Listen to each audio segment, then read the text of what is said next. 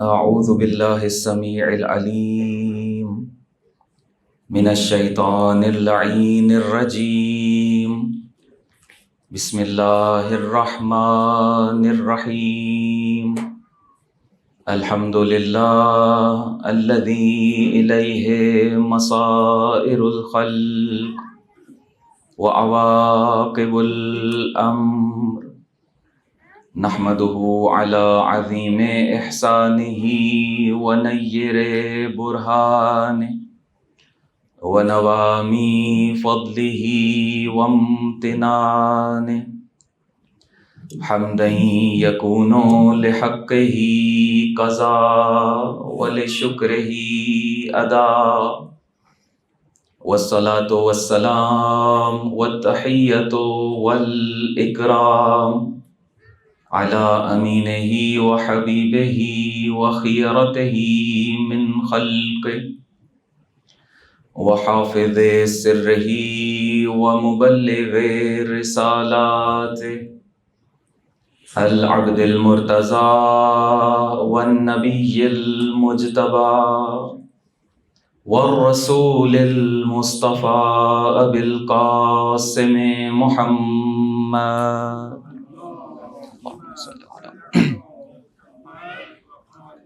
وآله الأطيبين الأطهرين الأكرمين المعصومين المظلومين، الذين أذهب الله عنهم الرجس وطهرهم تطهيرا.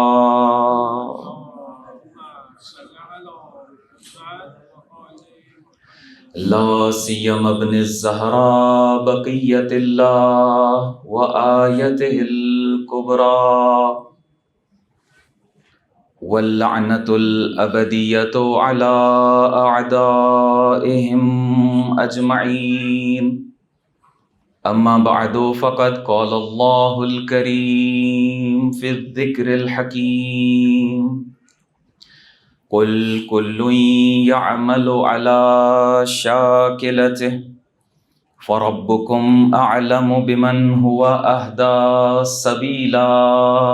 صلوات بر محمد و آل محمد. صلی علی محمد و آل محمد وعجل فرجهم. پروردگار کی بارگاہ میں شکر بجا لاتے ہیں کہ اس نے ایک مرتبہ پھر ان فقیروں پر، ان راہ حق کے متلاشیوں پر، ان محبان اہل بیت پر کرم کیا کہ ہم مل بیٹھے اور ذکر سید الشہداء علیہ السلام کے لیے جمع ہوئے۔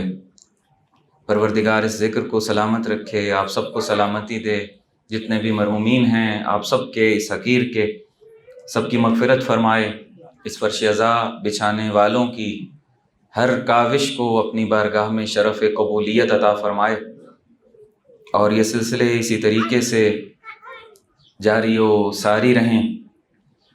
ISO کے سابقہ مرکزی صدر برادر محترم فخر بھائی کو خوش آمدید کہتے ہیں، اپنے سب یہاں پہ سننے والوں کو خوش آمدید کہتے ہیں۔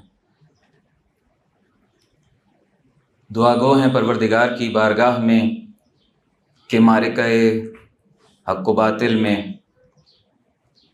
باطل کو جتنی شکست کھا چکا ہے مزید اس کو شکست سے دوچار فرمائے، اور حق کا بول بالا ہو، اور رہبر شہید انقلاب کا خون رائگاں نہ جائے، اور نہیں جائے گا انشاءاللہ۔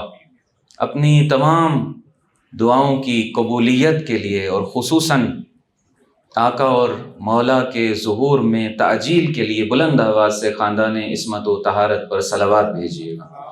اللہم صلی علی محمد و آل محمد وعجل فرجہم۔ سورہ اسراء کی 84ویں آیت سرنامہ سخن رہی، اور آج اس سلسلے کی آخری گفتگو ہے۔ چونکہ کل آپ جانتے ہیں عاشورہ کا دن ہے، تو ظاہر ہے کہ صرف ذکر مصائب بیان ہوں گے، اور اس سے پہلا جو حصہ ہوتا ہے وہ ظاہر ہے کہ بیان نہیں ہوگا، لہٰذا موضوع کے حوالے سے آج یہ آخری ہماری گفتگو ہوگی۔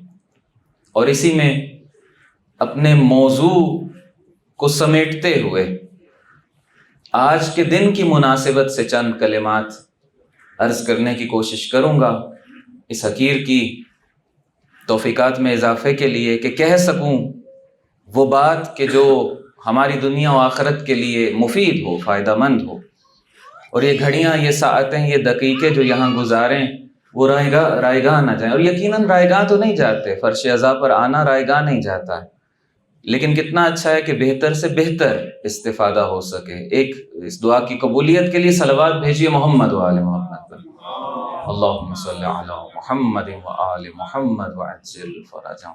یہ کام جو آپ میرے ذمہ لگا رہے ہیں آپ کو پہلے کرنا چاہیے تھا۔ ہمارے ناظم ممبر فرما رہے ہیں، میں نہیں کہہ رہا ہوں، ناظم ممبر فرما رہے ہیں کہ دوستان اگر آگے آگے تشریف لے کر کے آ جائیں، چونکہ بعد میں پیچھے سے اور دوست آتے ہیں۔ میں نہیں کسی کو زحمت دینا چاہ رہا ہوں، آپ کو معلوم ہے جتنے دن آپ کی خدمت میں رہا ہوں کبھی نہیں کہا ہے کہ آگے سے بیٹھنا شروع کیا کریں، دوست پیچھے سے ہی بیٹھنا شروع کرتے ہیں تقریباً۔ اللہ تعالیٰ آپ کو سلامت رکھے۔ پھر بھی معذرت خواہ ہوں، اچھا نہیں لگتا عزاداران سید الشہداء علیہ السلام بیٹھے ہوئے ہیں اور ان کو ان کی جگہ سے اٹھایا جائے۔ بہرحال آپ آگے آئے، خدا آپ کو سلامت رکھے۔ میں اپنی گفتگو کو شروع کرتا ہوں، ایک سہارا دیجئے بلند آواز سے صلوات پڑھ کے، اللہم صلی علی محمد و آل محمد وعجل فرجہم۔ پروردگار ارشاد فرما رہا ہے کہ قل، اے میرے حبیب کہہ دیجئے کہ کلن، ہر شخص، ہر کوئی، یعملو، عمل کرتا ہے، علی شاکلتہ، اپنے شاکلہ کی اساس پر اور بنیاد پر، فَرَبُّكُمْ أَعْلَمُ بِمَنْ هُوَ أَهْدَى سَبِيلًا۔ اب اس شاکلہ پر عمل کرتے ہوئے ظاہر ہے عمل کوئی نہ کوئی رستہ ہی ہوتا ہے، کوئی راہ ہوتی ہے، کوئی سبیل ہوتی ہے، کوئی صراط ہوتی ہے جو عمل ہوتا ہے۔ بس رستہ اپناتا ہے انسان اپنی زندگی گزارنے کا، کوئی منافقانہ رستہ اپناتا ہے، کوئی مومنانہ رستہ اپناتا ہے، کوئی بیمار دل والوں کا رستہ اپناتا ہے، کوئی مشرکانہ و کافرانہ رستہ اپناتا ہے، الگ الگ رستے۔ پروردگار فرماتا ہے فَرَبُّكُمْ أَعْلَمُ، پروردگار کو پتہ ہے، جانتا ہے، کیا جانتا ہے کہ کون ہے جو اہدیٰ سبیلا ہے، زیادہ ہدایت والے رستے پر ہے۔ تفصیل سے اس حوالے سے مختلف عرائض پیش کر چکا ہوں، دہرانا نہیں چاہتا ہوں۔ خلاصہ یہ ہوا، بالکل خلاصہ یہ ہوا کہ یہ جو شاکلہ ہے، ریپیٹ ہو رہی ہے آواز، سننے والوں کے لیے اذیت ہوگی، بار بار کانوں میں جب پڑے گی، آدھا پونا گھنٹہ بار بار ریپیٹ ہوتی ہے آواز تو تھک جائیں گے آپ کے کان، اس لیے کہہ رہا ہوں۔ صلوات بھیجیے محمد و آل محمد پر، اللہم صلی علی محمد و آل محمد۔ عرض کر رہا تھا کہ اب صحیح، شاکلہ وہ اندر کی صفات، وہ خصوصیات، وہ شخصیت جو اس انسان نے اپنی بنا لی ہوتی ہے، کہ جس کے مطابق پھر عمل کر رہا ہوتا ہے، جس کے مطابق زندگی گزار رہا ہوتا ہے۔ اور کل تفصیل سے عرض ہوا کہ پہلے وہ عادتوں کو اپناتا ہے، پھر بار بار تکرار کرتا ہے، پھر وہ عادتیں اس کے اندر رسوخ کرتی ہیں، جذب ہوتی ہیں اس کے وجود کے اندر، دل کے اندر اترتی ہیں، قلب و جان میں اترتی ہیں، جس کو کہتے ہیں ملکہ علمی زبان میں۔ اور پھر اس ملکہ سے وہ مزید اگلی منزلیں طے کرتی ہیں اور اس کی روح کا حصہ بن جاتی ہیں، جس کو مقوم روح کہا کل۔ اور جب اس کی روح کا حصہ بن جاتی ہیں وہ عادتیں، وہ اطوار، وہ صفتیں، وہ سوچنے کا انداز، وہ عمل کرنے کا انداز، سب کچھ، تو پھر اس کی روح ایک نئی نوعیت حاصل کر لیتی ہے۔ تفصیل سے کل عرض ہوا، نئی نوعیت حاصل کر لیتی ہے۔ اسی لیے کوئی انسان اپنی اس فطرت جو اللہ نے جس پر دے کر بنا کر بھیجا تھا، اس کے اوپر حیوانیت کا لباس اوڑھ لیتا ہے، تو وہ اس زاویے سے انسان ہے کہ جس زاویے سے اللہ نے اس کو برابر مکمل ساری بنیادی سہولیات، سارے بنیادی عناصر دے کر بھیجا، اور اس کو اچھے اور برے کی تمیز دے کر بھیجا. یہ وہ بیس تھی نا، تفصیل سے عرض ہوا، یہ فطرت تھی. یہ سب کی باقی رہتی ہے. بھلا دے، سلا دے، اس کو بے ہوش کر دے، یہ الگ چیزیں ہیں، ختم نہیں ہوتی، جڑ سے ختم نہیں ہوتی، کہیں نہ کہیں رہتی ہے اس کے اندر. اس کے اوپر اب دوسرا لباس اس کو پہننا ہے. یہی ہماری زندگی ہے، اور یہی کرنے کے لیے یہاں پر آئے. یہی مرکزی نقطہ ہے اس ساری داستان کا. یہ سارے بر اعظم، یہ کروڑوں لوگ، یہ حکومتیں، یہ نظام، یہ حق، یہ باطل، یہ ہدایت، یہ گمراہی، یہ جنگیں، یہ فتح و شکست، سب اسی لیے ہے کہ یہ انسان جو یہ بنیادی لباس پہنا کر بھیجا گیا ہے، فطرت کا لباس، اس کے اوپر دوسرا لباس کون سا پہنتا ہے؟ ابھی بھی لباس کے نیچے ایک لباس پہن کر آتے ہیں، قمیض ہے، اس کے نیچے ایک لباس اور بھی ہے، وہ فطری لباس، وہ سب کا ایک جیسا دے کر پروردگار نے بھیجا ہے. اس کے اوپر کیا اوڑھتا ہے یہ انسان؟ ایک نے حیوانوں والا لباس اوڑھ لیا، وہ حیوان انسان بنا. ایک نے درندوں والا لباس اوڑھا، وہ درندہ انسان بنا. ایک نے شرارتیں اور شیطنت اور وہ رستہ اپنایا، شیطان انسان بنا. اور ایک اسی فطرت کے رستے میں اسی سے مماثل لباس اوڑھتا چلا گیا، اور وہ فرشتوں سے آگے چلتا چلا گیا، فرشتہ انسان بنا. یہاں تک ہماری گفتگو کل پہنچی. اب اس پچھلی ساری گفتگو کا نچوڑ اگر ایک جملے میں دوں اور بات کو آگے بڑھاؤں تو وہ نچوڑ یہ بنتا ہے کہ ہمارے عمل کے لیے، عمل ظاہر ہے، عمل یہ ایک عمل ہے جو اس وقت ہو رہا ہے، یہاں پہ مجلس عزا ہو رہے ہیں، نماز ایک عمل ہے، بچوں کی تربیت ایک عمل ہے، معاشرے میں کردار ادا کرنا ایک عمل ہے، حق و باطل کے معرکہ میں اپنی ذمہ داری کی تشخیص دینا، پھر اس کے مطابق اپنی درست جگہ کا انتخاب کر کے وہاں کھڑا ہو جانا ایک عمل ہے، گھر میں جا کر سو جانا ایک عمل ہے، ہر طرح کا عمل ہے. باطل کی طرف جا کے کھڑے ہو جانا یہ بھی ایک عمل ہے، کچھ درست عمل، کچھ غلط عمل. بس جتنے بھی عمل اس کائنات کے اندر انجام پا رہے ہیں، سب کی اساس اور بنیاد اس عمل کی روح ہے. روح سے عمل تشکیل پاتا ہے، روح سے عمل پھوٹتا ہے. اس روح یعنی روح عمل کا نام ہے شاکلہ. اس اندر کی روح کا نام ہے شاکلہ، یعنی وہ اندر کی شکل، وہ اندر کی صفتیں، وہ اندر کی شخصیت جو ہم نے بنا رکھی ہے، وہی ہوگا ہمارے سے، وہی صادر ہوگا. ہاں بعض اوقات عارضی طور پہ، وقتی طور پہ انسان مختلف روپ دھارتا ہے، اصل لباس اور ہوتا ہے اور کچھ اوپر پہن لیتا ہے، وہ وقتی ہوتا ہے. ایک شخص ہے کہ جو برائی نہیں ہوتی ہے اس سے، اس کا شاکلہ بہت مومنوں والا شاکلہ ہے، کبھی سلپ ہو جاتا ہے تو اب یہ نہیں کہا جا سکتا ہے اس کا شاکلہ برائی والا شاکلہ ہے. نا، برائی کا تکرار کر کے برائی جب ملکہ بنے گی، روح میں راسخ ہوگی، روح کا حصہ بن جائے گی، تب کہیں گے کہ اس کا شاکلہ برائی والا ہوا ہے. نا، وہ وقتی ہے برائی جو اس سے ہو گئی ہے. اسی طریقے سے کافر سے کوئی اچھائی ہو جائے لیکن وہ اس کا تکرار بھی بار بار نہیں کرتا، روح کا حصہ بھی نہیں بنی، تو تب بھی نہیں کہہ سکتے کہ وہ اچھا ہو گیا ہے. نا، ہے کافر، ایک اچھا کام اس سے سرزد ہو گیا. بس یہ وقتی کچھ چیزیں بھی ہوتی ہیں، اس کو شاکلہ نہیں کہہ سکتے، اس کو شاکلہ سے پہلے ملکہ نہیں کہہ سکتے، ملکہ سے بھی پہلے حال کہتے ہیں اس کو. یہ عارضی چیزیں ہوتی ہیں، حال کہلاتی ہیں. یہ حال ایسا ہوتا ہے جس کا کوئی حال نہیں ہوتا ہے، جب تک کہ اس پر تکرار کر کے اس کو پختہ نہ کیا جائے، روح میں نہ اتارا جائے.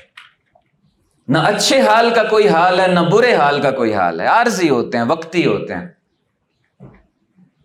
اب یہاں سے میں اس گفتگو کے آخری مرحلے کی طرف بڑھوں، اور وہ ہے کچھ روایات سے استفادہ کریں گے ہم لوگ، کلام معصومین علیہ الصلوۃ والسلام سے. دیکھیے کل بہت سی اصطلاحیں استعمال ہوئی، میں گھبرا بھی رہا تھا کہ کہیں بور نہ ہو جائے گفتگو، لیکن آپ دوستوں نے ساتھ دیا آخر تک، جس توجہ سے سنا۔ دیکھیے وہ اصطلاحیں تھیں جو آج کی علمی دنیا میں رائج ہو گئیں۔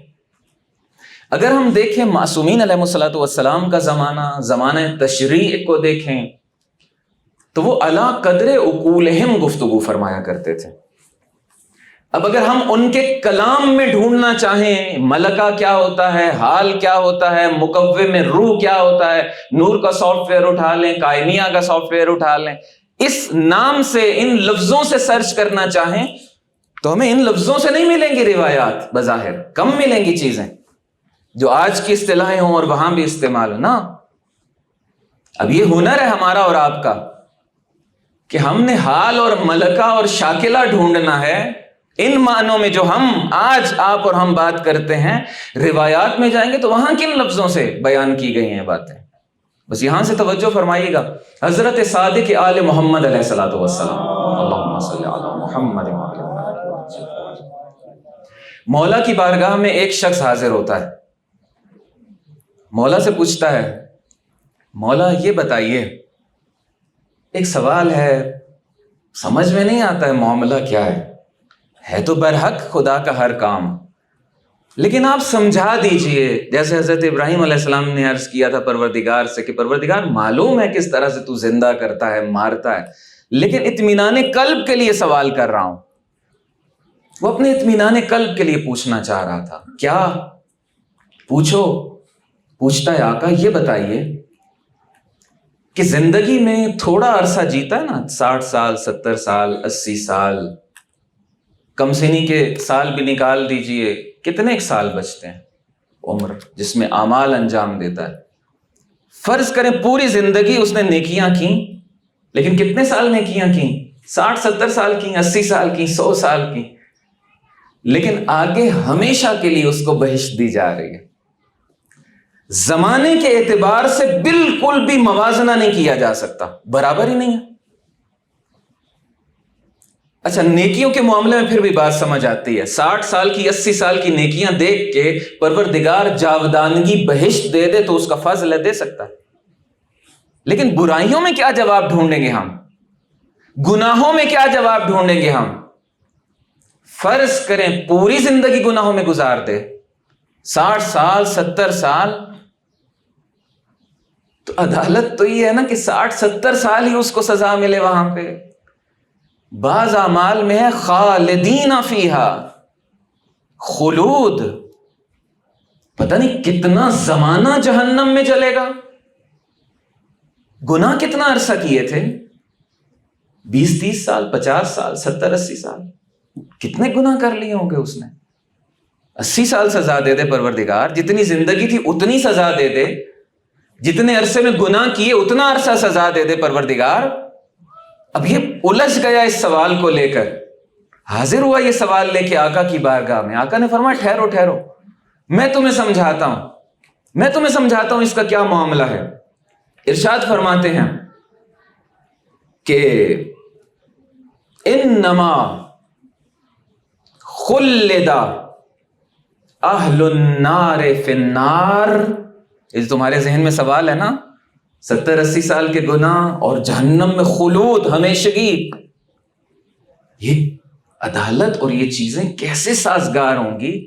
فرمایا سنو، ہم سے سنو، انما خلد اہل النار فی النار، اس وجہ سے اہل جہنم کو جہنم میں خلود ہے اور ہمیشگی ہے، یا ایک لمبا عرصہ خلود کا جو معنی بھی آپ کریں، لِأَنَّ، کیونکہ نیاتہم، ان کی نیتیں ایسی تھیں، کانت فی الدنیا، دنیا میں ان کی نیتیں ایسی تھیں کہ ان لو خلدوا فیہا، کہ اگر وہ دنیا میں ہمیشہ بھی رہتے، 80 سال نہیں، 100 سال نہیں، 200 سال نہیں، خدا ایسا کرتا کہ ہمیشہ دنیا میں رہتے۔ اس کی نیت یہ تھی کہ لو خلدوا فیہا، اگر یہ دنیا میں ہمیشہ رہتے، ان یعص اللہ ابدا، تا ابد خدا کی معصیت کرتے۔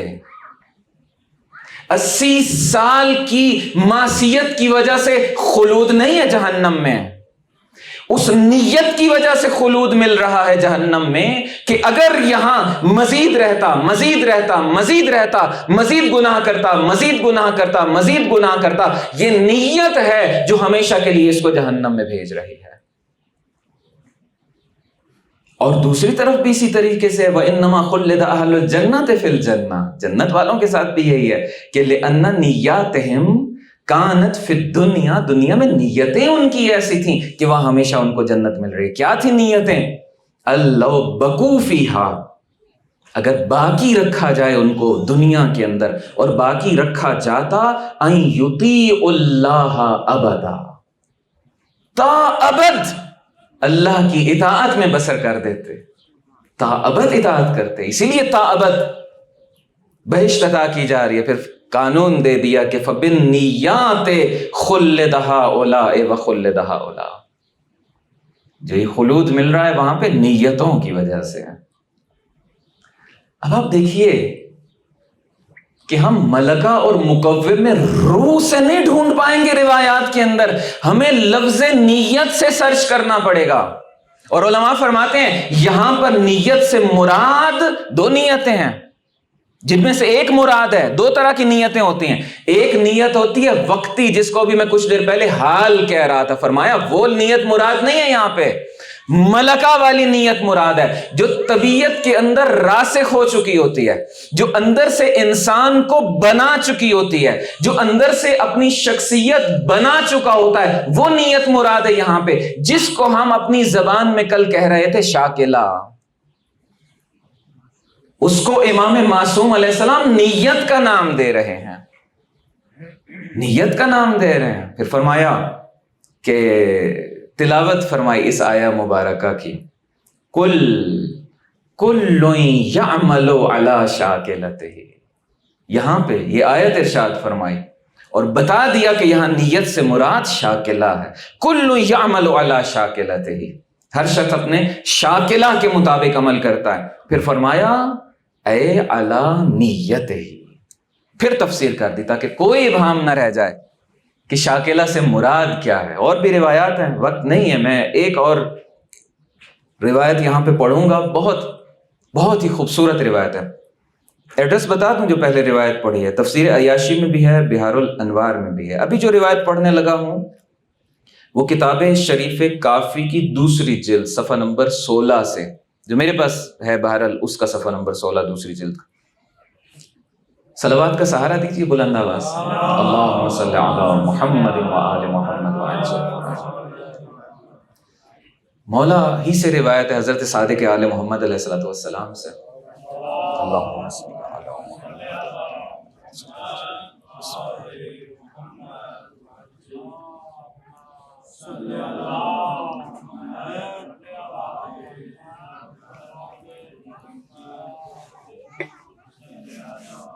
محمد وآل محمد وآل۔ مولا نے ایک آیت پڑھی جس کے اندر ہم دیکھتے ہیں کہ لِيَبْلُوَكُمْ أَيُّكُمْ أَحْسَنُ عَمَلًا، کہ پروردگار آزمائے کہ تم میں سے کون احسن عمل کرتا ہے، عمل کے لحاظ سے احسن ہے۔ اس میں فرماتے ہیں کہ اس احسن عملہ سے مراد یہ نہیں ہے اکثر عملہ کہ عمل زیادہ کون کر کے آیا ہے۔ ممکن ہے ایک شخص پوری زندگی حج کرتا رہے، روزے کرتا رہے، صفا و مروہ کے بیچ میں قتل کر دیا جائے، لیکن مولا کائنات یاد ہے نا روایت آپ کو، کیا ہوگا ولایت کے بغیر؟ وہ اکثر و عملہ نہیں چاہیے پروردگار کو۔ اچھا پھر یہ احسن و عملہ کیا ہے؟ فرمایا انما الاصابہ، یہ جو میں آگے چلا گیا، مولا نے فرمایا اکثر و عملہ نہیں، اسوبکم عملہ ہے، کمی و زیادتی بعد کی بات ہے، وہ عمل درست تو ہو، وہ عمل صحیح تو ہو، وہ عمل ثواب تو ہو۔ ایکم احسن عملہ یعنی ایکم اسوب عملہ، درست کس کا عمل ہے؟ اب یہ درستگی کیا ہے؟ بس یہاں پہ بڑی لطیف اور بڑی خوبصورت بات مولا فرماتے ہیں کہ یہ جو درستگی عمل ہے، دو باتیں یہاں پہ فرمائیں۔ ایک خشیت اللہ ہونی چاہیے اس شخص کے اندر، خدا کا خوف ہو، اور دوسری چیز اس کی نیت صادق بھی ہونی چاہیے، حسنہ بھی ہونی چاہیے۔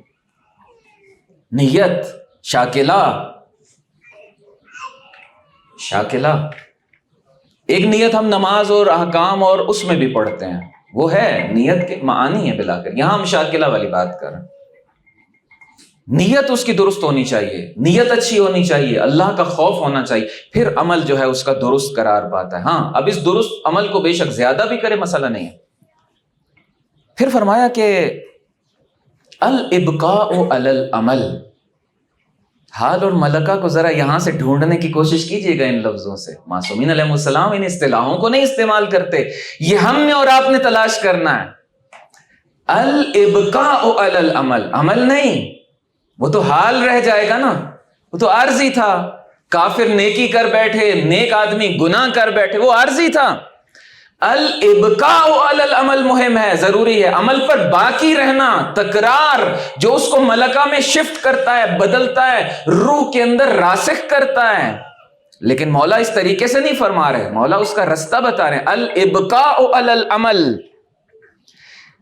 مولا فرماتے ہیں کہ عمل پر باقی رہنا حتی یخلصا، یہاں تک کہ یہ عمل خالص ہو جائے، یہاں تک کہ یہ عمل، اب ہم جس کو کہتے ہیں ملکہ بن جائے، مکوّم میں روح، کیا کہتے ہیں، مولا فرما رہے ہیں حتی یخلصا، خالص ہو جائے یہ عمل، اشد من العمل، یہ خود عمل سے زیادہ مشکل ہے۔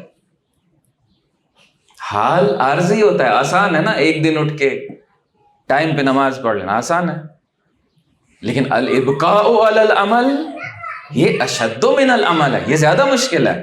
بس حال اور ملکہ میں فرق سمجھ رہے ہیں؟ ملکہ کب بنتا ہے؟ باقی رہنے سے، اور وہ سخت ہے، وہ مشکل ہے۔ اچھا عمل خالص کیا ہے؟ مولا فرماتے ہیں عمل پر باقی رہو، باقی رہو، باقی رہو، اتنا عمل کرو، اتنا عمل کرو، اتنا عمل کرو، عمل خالص ہو جائے۔ یہ فرمایا نا الابقاء علی العمل حتی یخلص، عمل پر باقی رہو، باقی رہو، باقی رہو، یہاں تک کہ عمل خالص ہو جائے۔ جیسے وہ سونے کو جلاتے رہتے ہیں، جلاتے رہتے ہیں، جلاتے رہتے ہیں بھٹی کے اندر، کہ کھرا اور کھوٹا جدا ہو جاتا ہے، خالص سونا جدا ہو جاتا ہے۔ اسی طریقے سے کم کے اندر سوہان بنتا ہے، پکاتے رہتے ہیں، پکاتے رہتے ہیں، پکاتے رہتے ہیں، جب وہ اصل شکل اپنی اختیار کر لیتا ہے، دہی سے یا مختلف چیزوں سے مکھن نکلتا ہے، اس کو ہلاتے رہتے ہیں، ہلاتے رہتے ہیں، ہلاتے رہتے ہیں کہ وہ خالص، وہ مکھن جو ہے وہ جدا ہو جاتا ہے، نکل آتا ہے۔ اسی طریقے سے الابقاء علی العمل حتی یخلص، اتنا عمل، اتنا عمل، اتنا عمل کہ وہ عمل خالص ہو جائے۔ یہ خلوص کیا ہے؟ یہاں تک لانا چاہ رہا ہوں، خلوص کیا ہے؟ یہاں ہمارا موضوع مکمل ہو جائے گا، پھر صرف آپ کی تراوت طب کے لیے ایک روایت پڑھوں گا، اس کے بعد موضوع ہمارا یہاں مکمل ہو جائے گا۔ مولا فرماتے ہیں کہ العمل الخالص، اب یہ میں اپنے لیے کہہ رہا ہوں اور کسی کے لیے نہیں کہہ رہا ہوں، خود اپنے آپ سے مخاطب۔ العمل الخالص، پتہ کیسے چلے عمل اب میرا خالص ہو گیا؟ ایک تو تکرار کرنا نا، الابقاء علی العمل، باقی ہیں باقی ہیں باقی ہیں عمل پہ، پتہ کیسے چلے کہ ہاں اب وہ خالص ہو گیا ہے؟ مولا فرما رہے ہیں، علامت بتا رہے ہیں، الذی، العمل الخالص کیا ہے؟ الذی، وہ ہے کہ لا ترید ان یحمدک علیہ احد الا اللہ عز وجل۔ عمل خالص وہ ہے کہ اب انسان عمل کرتے کرتے کرتے اس منزل پر پہنچ جائے کہ اس کو کسی کی تعریف کا انتظار نہ رہے، بس میرا خدا میرے اس عمل سے راضی ہو جائے، بس خدا راضی ہو جائے، کسی اور کی تعریف اس کے دل میں آئے ہی نہیں خواہش کہ کوئی میری تعریف کرے اس عمل پر۔ جس دن ہم اپنے عمل میں اس منزل پر پہنچ گئے کہ ہمیں کسی اپنے اوپر، ہمارے والدین ہوتے ہیں، سائڈ پہ دوست احباب ہوتے ہیں، رشتہ دار ہوتے ہیں، پھر اگر کوئی تنظیم ہے تو تنظیمی مراتب، کوئی مدرسہ ہے تو مدرسے کے مراتب، کچھ بھی، کوئی بھی سیٹ اپ، کوئی بھی سوسائٹی، کوئی بھی معاشرہ، نہ والدین سے یہ انسان کو انتظار ہو کہ میں اچھائی اس لیے کر رہا ہوں کہ والدین میری تعریف کریں، نہ اس لیے کہ دوست احباب میری تعریف کریں، نہ اس لیے کہ میرا اوپر کوئی مسئول میری تعریف کرے، نہ اس لیے کہ میرا استاد میری تعریف کرے، نہ اس لیے کہ میرا پرنسپل، میرا مدیر میری تعریف کرے، ہاں اللہ کے نزدیک قابل قبول ہو جائے، یہ خلوص ہے۔ اور آخر میں پھر مولا فرماتے ہیں کہ النیت افضل من العمل، یہ مرحلہ، یہ خلوص جب انسان کے پاس آ جاتا ہے، یہ وہ منزل نیت ہے، یہ وہ منزل شاکلہ ہے، یہ وہ منزل شخصیت درونی ہے۔ مولا فرماتے ہیں کہ یہ شخصیت افضل من العمل ہے۔ پھر فرماتے ہیں کہ ان النیت ہی العمل، افضل کیا؟ یہ خود ایک عمل ہے، یہ خود ایک عمل ہے۔ اور یہاں پر پھر مولا نے اسی آیت کی تلاوت فرمائی، کل یعمل علی شاکلۃ۔ آپ کی تفنن طب کے لیے ایک روایت، ایک ابو الدرداء ہیں، اہل سنت کے منابع میں بھی یہ روایت ہے، کسی اور کے ساتھ منسوب کی ہے انہوں نے۔ ایک عجیب سی بات کہی، روایت کے جملے ہیں کہ جب یہ آیت نازل ہوئی کہ کل یعمل علی شاکلتہ، اے میرے حبیب کہہ دیجئے کہ ہر شخص، یہ کلن سے ایک استفادہ کر رہے ہیں، ہر کوئی اپنے شاکلہ کے مطابق عمل کرتا ہے۔ میں اس کی درستگی یا رد و قبول کی طرف نہیں جا رہا ہوں، یہ آقا کے سامنے ایک گفتگو ہوئی ہے، پیغمبر گرامی اسلام صلی اللہ علیہ وآلہ وسلم کے سامنے، اللہم صلی علی محمد وآلہ محمد۔ اس گفتگو سے مؤمنین خوشحال ہوئے، خوش ہوئے، اور آقا بھی خاموش رہے، نہ رد کیا نہ قبول کیا۔ میں بھی صرف واقعہ کے طور پہ آپ کو سنا رہا ہوں۔ ابو الدرداء بہت خوش، بہت مسرور۔ ابو الدرداء بتاؤ، بڑے خوش نظر آ رہے ہو، آقا آپ نے آیت پڑھی ہے کل یعمل علی شاکلۃ، اس نے مجھے مسرور کر دیا ہے۔ اچھا ابو الدرداء، یہ تمہارے ساتھی اصحاب اور بھی بیٹھے ہیں، سب کو بتاؤ کیا نکتہ ہے، کون سی بات؟ عرض کرتا ہے کہ آقا یہی ہے نا، کل یعمل علی شاکلۃ، ہر کوئی اپنے شاکلہ کے مطابق عمل کرتا ہے۔ ہاں ہاں ابو الدرداء یہی ہے۔ مسئلہ حل ہو گیا، ابو الدرداء کہتا ہے یہی تو سبب خوشحالی ہے، سبب سرور ہے۔ کہتا ہے کہ اذا کانا، اگر ایسا ہی ہے کہ ہر ایک نے یعمل علی شاکلتہ، اپنے مطابق عمل کرنا ہے، تو فشاکلتنا، ہمارا شاکلہ کیا ہے؟ الذنب والعصیان، ہم گناہ کرتے ہیں، ہم خطائیں کرتے ہیں، ہم سے معصیت ہوتی ہے، یہ ہمارا شاکلہ ہے۔ فشاکلتنا الذنب والعصیان وشاکلتہ، اور خدا کا شاکلہ کیا ہے؟ العفو والغفران۔ وَكُلٌّ يَعْمَلُ عَلَى شَاكِلَتِهِ، ہر ایک کو اپنے شاکلہ کے مطابق عمل کرنا ہے۔ سب کے چہروں پہ خوشی آ گئی، سب کے چہروں پہ خوشی آ گئی۔ دعائے کمیل میں پڑھتے ہیں نا، پروردگار یہ جو تو نے خود بنایا ہے، یہ چہرہ بنایا ہے، یہ شخص بنایا ہے، کیسے جلائے گا تو؟ اپنی پروڈکٹ کو کوئی جلاتا ہے کیا؟ نہیں جلاتا۔ ایک صلوات بھیجیے محمد وآلہ محمد، اللہم صلی علی محمد وآلہ محمد۔ آج 9 محرم تقریباً گزرنے والی ہے، ابھی مصائب کی طرف نہیں جا رہا ہوں، چند لہجے اس سے پہلے آج ہی کے دن کا ایک واقعہ ہے۔ انسان قربان جائے نا ایسی تعلیمات ہم تک پہنچانے والوں پر، قربان جائے، انسان کا دل چاہتا ہے کہ وہ معصومین جو اس طریقے سے بشریت کی ہدایت کر کے گئے، آج بھی کر رہے ہیں، آئندہ بھی کریں گے، جی چاہتا ہے کہ انسان ان پر قربان ہو، انسان ان پر اپنی جان فدا کر دے، انسان اپنا گھر بار ان کے رستے میں لٹا دے، انسان ان کے رستے میں اپنی شہرت کٹوا دے، انسان ان کے رستے میں ٹکڑے ٹکڑے کر دیا جائے، انسان انہی کے کاز کو، انہی کے مشن کو آگے بڑھانے کے لیے دنیا کی سپر طاقتوں سے ٹکرانا پڑے، ٹکرا جائے، ٹکراتے ہوئے جسم پاش پاش ہوتا ہے ہو جائے، لیکن وہ صلابت جو بند مٹھی میں ہے وہ نہ جائے، قربان ہو جائے انسان ان پر۔ لیکن 9 محرم کا ایک واقعہ ہے،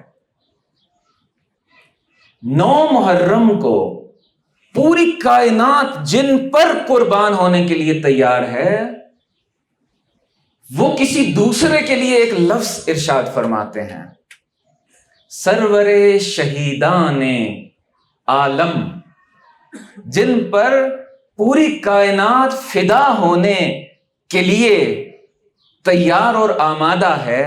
جنات بھی آئے مولا قربان ہونے کے لیے تیار ہیں، فرشتے بھی آئے مولا قربان ہونے کے لیے تیار۔ فرمایا نہیں، کربلا میں جو قبر تیار ہے اس میں پھر کون سوئے گا؟ جنات کو یہ جواب دیا، عاشورہ کے بعد آنا، عاشورہ کے دن آنا، وہاں ملاقات ہوگی۔ فرشتے آئے، واپس بھیج دیا، دوبارہ آنا، عاشورہ کے دن آنا، عصر عاشور کو آنا۔ جب آئے تو اس وقت گریہ و بکا کے سوا کچھ باقی نہیں تھا۔ آج تک وہ 4000 فرشتے باقی ہیں وہاں پر۔ اب ان فرشتوں کی الگ پورا ایک موضوع ہے، داستان۔ ہر کوئی، جنات، فرشتے، آپ کے 72 ساتھی، اور آج تک جس کو کربلا سمجھ آ رہی ہے قربان ہونے کے لیے تیار ہے۔ لیکن سید الشہداء ایک ہستی کے لیے ایک لفظ بولتے ہیں، فرماتے ہیں بنفسی انتا، حسین تم پر قربان ہو جائے۔ کون تھے؟ حضرت ابو الفضل العباس۔ جاؤ، یہ جو شمر آیا ہے کیا کہتا ہے، جا کے پوچھو۔ اور پھر وہ پوری داستان اور ایک رات کی مہلت۔ امان نامہ بھی آیا، قبول نہیں کیا۔ 12 روزہ جنگ کے اندر، یاد ہے آپ کو انٹرویو شہید علی لاری جانی صاحب کا؟ انہوں نے یہ کربلا پڑھ رکھی تھی۔ اسرائیلیوں نے ڈائریکٹ پتہ نہیں کہاں سے نمبر ٹریس کیے یا ہیک کیے، ڈائریکٹ علی لاری جانی کو فون، مختلف سپاہ کے اور فوج کے سرداروں کو، کمانڈروں کو، جرنیلوں کو فون، چھوڑ کے نکل جاؤ تہران ورنہ مار دیے جاؤ گے، آ جاؤ ہمارے پاس، سنبھال لیں گے تمہیں، پوری دنیا دے دیں گے تمہیں، چھوڑ دو، نکلو تہران سے۔ گاڑیاں بھی تیار ہیں، ہیلی کاپٹر بھی لے کر آ جائیں گے، تمہیں اٹھا لیں گے، بچا لیں گے، نکل جاؤ یہاں سے۔ امان نامے انہوں نے 9 محرم کے امان نامے کے اوپر بھیجی گئی لعنت پڑھ رکھی تھی، اے شمر تیرے اوپر بھی لعنت، اے شمر تیرے اس امان نامے پر بھی لعنت۔ عباس حسین کو چھوڑ کر آ جائے، یہ ممکن نہیں ہے۔ سال گزشتہ شاید آپ دوستوں کے سامنے زیارت نامے کے کچھ جملے پڑھے تھے، آج صرف لفظ بولوں گا، اس وقت پوری تقریر کی تھی۔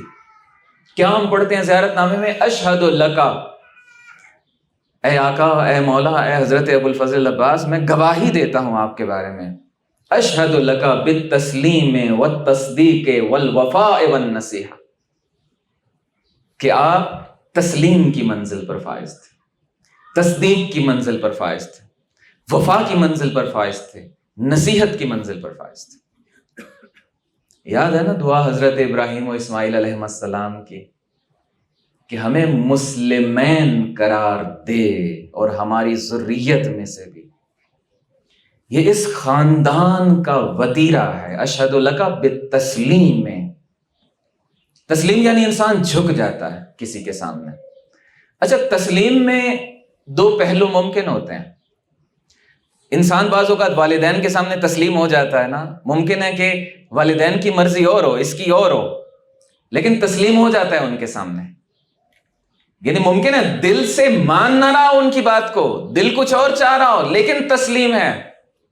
زیارت نامے نے فرمایا کسی کے ذہن میں یہ بات نہ جائے کہ یہ کہیں اوپر سے تسلیم تھی، نہ، صرف تسلیم نہیں تھی، اشہد لکا بالتسلیم والتصدیق، یعنی عباس کا دل بھی پکار کے کہہ رہا تھا جو حسین کہہ رہے ہیں وہ ٹھیک ہے، جو حسین کر رہے ہیں وہ ٹھیک ہے، جہاں رکتے ہیں وہاں رکنا درست ہے، جہاں سے چلتے ہیں وہاں سے چلنا درست، تصدیق۔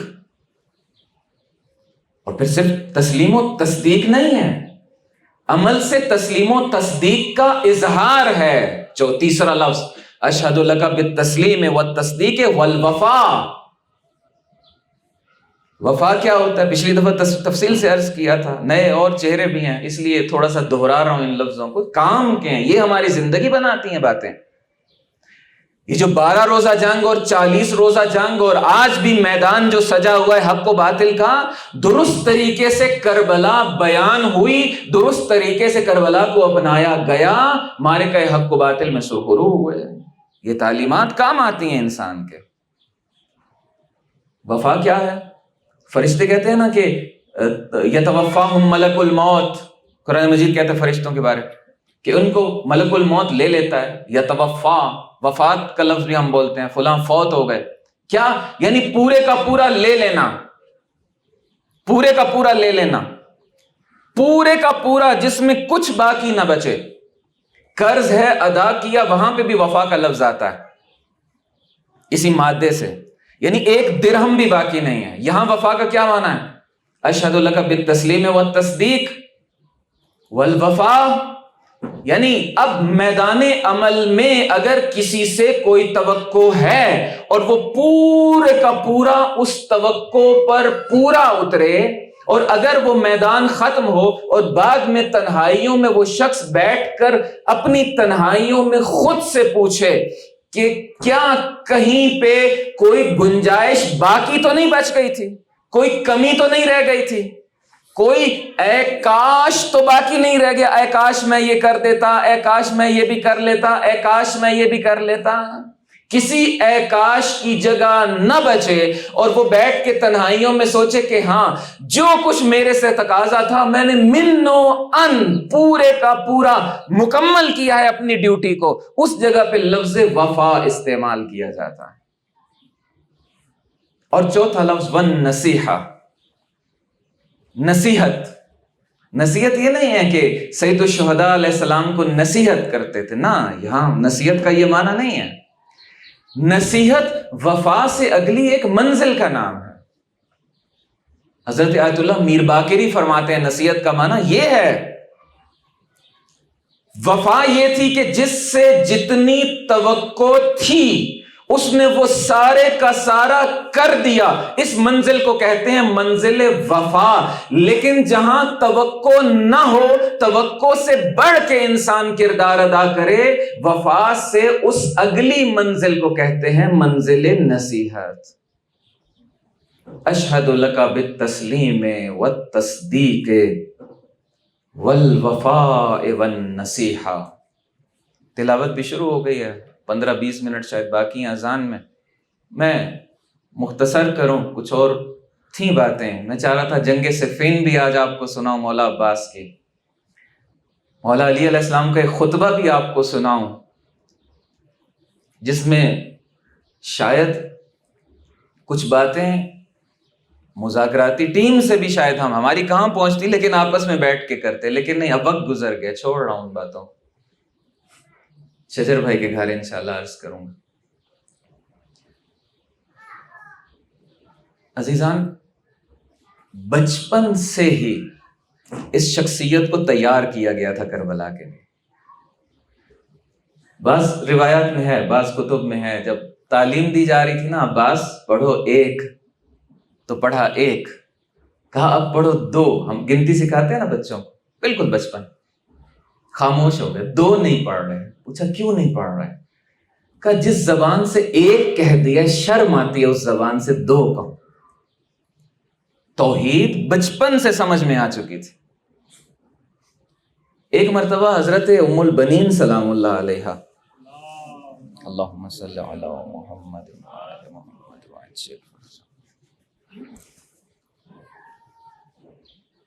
حضرت ابو الفضل العباس کو لے کر بیٹھی ہیں. مولائے کائنات تشریف لاتے ہیں، حضرت ابو الفضل العباس کو اٹھا لیتے ہیں. اٹھانے کے بعد بالکل بچپن ہے، ان ننھے ننھے ہاتھوں اور بازوؤں کا بوسہ دینا شروع کرتے ہیں، چومنا شروع کرتے ہیں. جیسے چومتے جاتے آنکھیں برسنا شروع ہوتی ہیں، گریا کرتے ہیں، روتے ہیں. بی بی پوچھتی ہیں آقا کیا ہوا، گریا کیوں کرتے ہیں؟ فرمایا کہ یہ حسین کی نصرت میں کاٹے جائیں گے بازو. جب آخری وقت آیا نا عزیزان، جب کوئی اور نہیں بچا، کئی مرتبہ آئے، کئی مرتبہ حاضر ہوئے اجازت لینے کے لیے، لیکن اجازت نہیں مل رہی تھی۔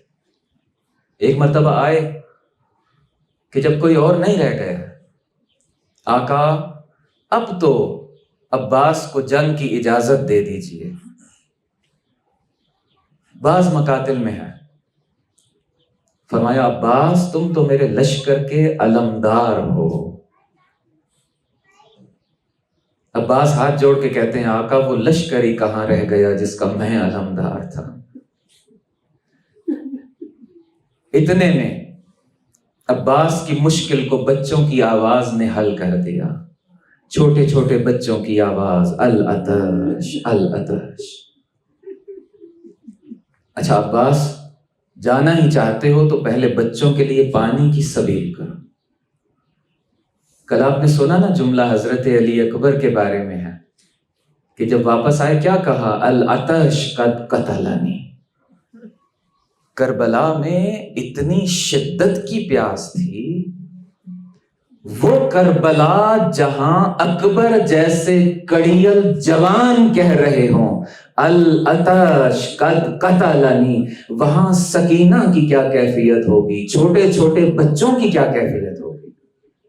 گئے خیمے میں، گئے جہاں مشکیزیں رکھے جاتے تھے، مشکیزہ اٹھایا، وہاں پہ جناب سکینہ بھی ہیں، چھوٹے چھوٹے بچے بھی ہیں۔ بعض کتب نے اس طرح سے لکھا کہ جہاں پر مشک رکھی جاتی تھی زمین میں تھوڑی سی نمی ہوتی تھی، مشکیزوں کو زمین سے اٹھا کر کچھ بچے اپنے شکم سے اپنے لباس کو ہٹا کر زمین سے لگاتے تھے کہ تاکہ کچھ ٹھنڈک اس شکم کو پہنچ جائے۔ اس منظر میں جب جناب سکینہ نے دیکھا کہ میرے چچا نہر کی طرف جا رہے ہیں، کہا بچوں اب پریشان نہ ہونا، اب میرا چچا پانی لینے کے لیے جا رہا ہے۔ بچے روتے تھے، سکینہ کہتی تھی ٹھہرو ٹھہرو صبر کرو، میں خود بعد میں پی لوں گی، میرے چچا پانی لائیں گے، میں پہلے تمہیں پلاؤں گی۔ بس عباس گئے۔ مختلف طرح کی یہاں پہ روایات ہیں۔ ایک منظر جو بعض روایات میں جو معروف بھی ہے، عباس نہر کی طرف بڑھ رہے ہیں، سید الشہداء ایک بلند جگہ پہ کھڑے ہو کے اپنے بھیا عباس کی جنگ دیکھ رہے ہیں۔ اس طریقے سے لڑتے چلے جا رہے تھے، پوری توجہ جنگ کی طرف تھی۔ تیر آتا تھا، کسی تیر کو نیزے سے کاٹتے تھے، کسی کو تلوار سے کاٹتے تھے، کسی کو اپنے ہاتھوں سے دور کرتے تھے۔ وہ تیر علم کو بھی لگتے تھے۔ دربار یزید میں، ایک لمحہ ٹھہریے، دربار یزید میں جب تبرکات لائے گئے، جب لوٹا ہوا سامان لایا گیا، تو جب ایک علم لایا گیا، یزید دیکھ کے اپنی جگہ سے کھڑا ہو گیا۔ یزید کہتا ہے یہ کس کا علم ہے؟ بعض مقاتل میں نے پڑھا ہے، یزید کہتا ہے یہ کس کا علم لائے ہو؟ تو لوگوں نے کہا کہ یہ حسین کے لشکر کے علمدار کا علم ہے۔ کیا ہوا؟ کیوں تعجب کیا؟ تو یزید کہتا ہے تعجب اس بات سے کر رہا ہوں کہ علم کا کوئی حصہ سالم نہیں ہے، علم کا ہر حصہ زخمی ہے۔ کہیں تیر کا نشان ہے، کہیں نیزے کا نشان ہے، کہیں تلواروں کے زخم لگے ہیں اس علم کو، لیکن میں تعجب کر رہا ہوں کہ کیسا شیر دل تھا لشکر حسینی کا علمدار۔ ایک جگہ سالم ہے اس علم کی، ایک جگہ کوئی نشان نہیں، نہ تیر کا نشان نہ تلوار کا نشان۔ وہ جگہ ہے جہاں علمدار کے ہاتھ تھے، یعنی اپنے ہاتھوں پہ تیروں کو لے رہے تھے، اپنے ہاتھوں پہ تلواروں کے زخم کھا رہے تھے، علم کو گرنے نہیں دے رہے تھے۔ یہ علم جو اٹھائے اس کے اندر عباس کا حوصلہ ہونا چاہیے۔ یہ علم وہ اٹھائے جس نے کربلا سے شجاعت کا درس لیا ہو۔ گئے نہر تک پہنچے،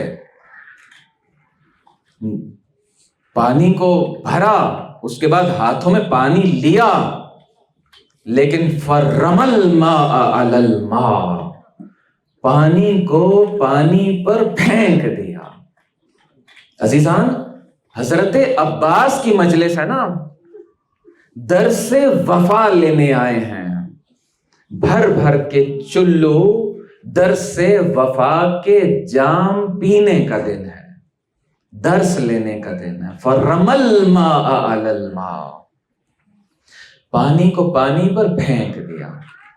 شاعر نے کہا جب ہواؤں میں نمی محسوس کی عباس نے.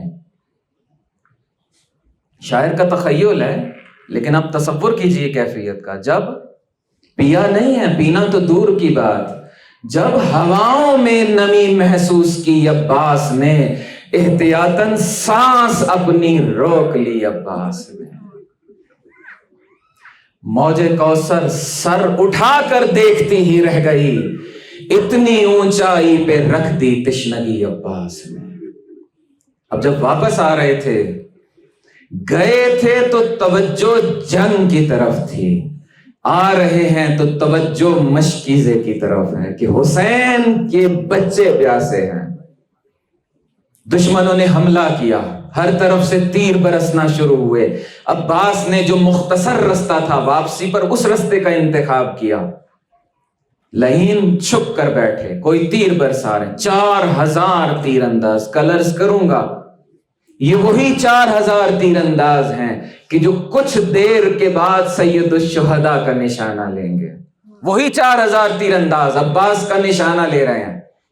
ایک شخص نے چھپ کے باہر کیا، دایاں بازو قلم ہوا، بائیں ہاتھ سے تلوار کو تھاما، جنگ کرتے جا رہے ہیں. بایاں بازو بھی علمدار لشکر حسینی کا قلم کر دیا گیا.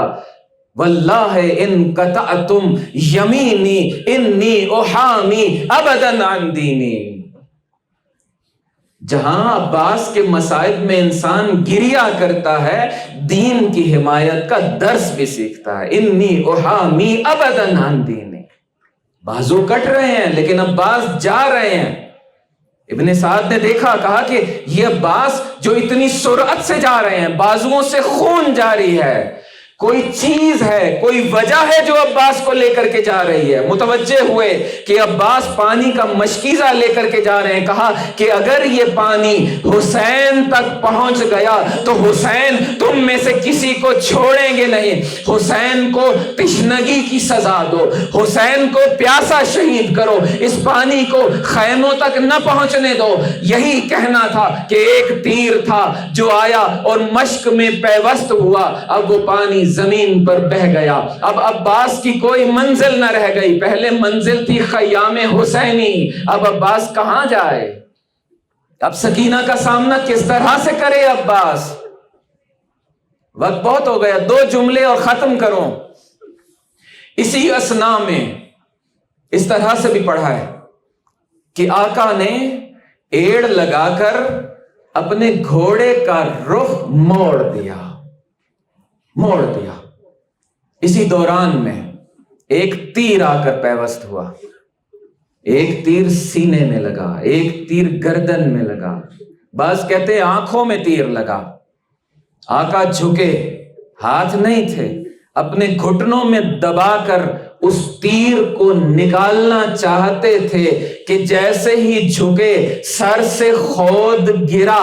لعین نے چھپ کر گرز کا جو وار کیا تو اب عباس سے سنبھلا نہ گیا. ایک آواز بلند کی، یا اخا ادرک اخاک. ادھر سے سید الشہداء نے آواز سنی، عباس کی طرف چلے، ڈھونڈتے آتے ہیں، نرغہ آدھا ہے، جنگ کرتے آتے ہیں. یہی وہ مقام ہے جس پر حضرت عباس نے کہا ایک ذاکر اہل بیت سے کہ تم میری مصیبت کیوں نہیں پڑھتے ہو؟ اس نے عرض کی ہاتھ جوڑ کے، آقا خواب میں ملے، آقا آپ کے مصائب تو پڑھتے ہیں. فرمایا نہیں تم میری وہ مصیبت نہیں پڑھتے ہو. پوچھا کون سی آقا؟ کہا میرے سننے والوں کو، میری مجلس میں آنے والوں کو بتایا کرو کہ جب کوئی سوار زین سے اترتا ہے نا اور اچانک اس کو اترنا پڑتا ہے یا گرتا ہے تو بتانا مجلس سننے والوں کو، عزاداروں کو، کہ وہ اپنے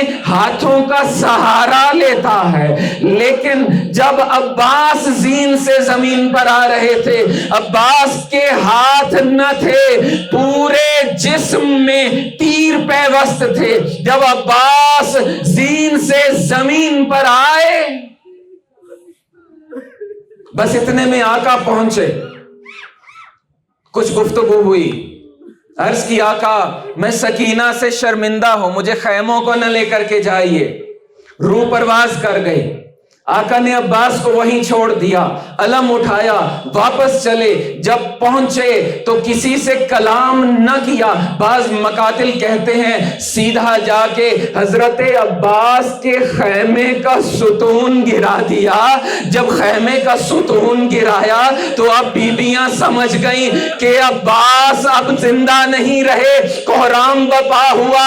ادھر سے بچوں کے ہاتھوں سے جام گر گئے، لیکن عزیز و آخری جملہ، ادھر مقتل میں غضب ہو گیا۔ آپ جانتے ہیں نا، پڑھ رکھا ہے نا، سن رکھا ہے نا کہ عباس کا قد بہت بڑا تھا، لیکن ذرا جا کر تو دیکھیے عباس کی قبر بہت چھوٹی ہے۔ اس کی وجہ کیا ہے؟ بس یہی وہ لمحہ تھا جب سید الشہداء عباس کو چھوڑ کر آ گئے، دشمن جمع ہوئے، دشمنوں نے گھیرا ڈالا۔ جس کے ہاتھوں میں تیر تھے، جس کے ہاتھوں میں تلوار تھی، جس کے ہاتھوں میں نیزہ تھا، سب کچھ لے کر کے آ گئے۔ اربن اربا ام البنین کا لال کربلا کی ریتی پر ٹکڑے ٹکڑے ہو گیا۔ جب بعد میں اذن امامت سے سید سجاد تدفین کے لیے آئے، نہر کے کنارے پہنچے، ایک لاشا دیکھا، وہ چچا عباس کا لاشا تھا۔ جہاں سے ہاتھ ڈال کے اٹھانے کی کوشش کرتے، لاشا جدا ہو جائے۔